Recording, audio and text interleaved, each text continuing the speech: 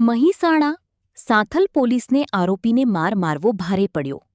સાથલ police સ્ટેશનના police અધિકારીઓ પર ગંભીર આરોપ લાગ્યો છે. આરોપીને ગેરકાયદેસર રીતે કસ્ટડીમાં રાખીને મારપીટ અને ટોર્ચર કરવાના આરોપમાં કોર્ટે પોલીસને સખત આદેશો આપ્યા છે. મુખ્ય વિગતો: ચોરીના કેસમાં મહેશજી ઠાકોર નામના આરોપીની સાથલ પોલીસે ધરપકડ કરી હતી. 6 તારીખે સવારે 8 વાગે તેને કસ્ટડીમાં લીધો હતો. 9 તારીખે કોર્ટમાં રજૂ કરવામાં આવ્યો ત્યારે આરોપીના શરીર પર મારપીટના સ્પષ્ટ નિશાન જોવા મળ્યા હતા. આરોપીએ કોર્ટમાં જણાવ્યું કે તેને 3 દિવસ સુધી ગેરકાયદેસર રીતે ગોંધી રાખીને ટોર્ચર કરવામાં આવ્યો હતો. કોર્ટે આ મામલો ગંભીરતાથી લઈને આરોપીને જામીન પર મુક્ત કરી દીધો છે. રિમાન્ડ અરજી નકારી કાઢી છે. આરોપીના મેડિકલ રિપોર્ટ બંધ કવરમાં કોર્ટમાં સુપરત કરવા આદેશ.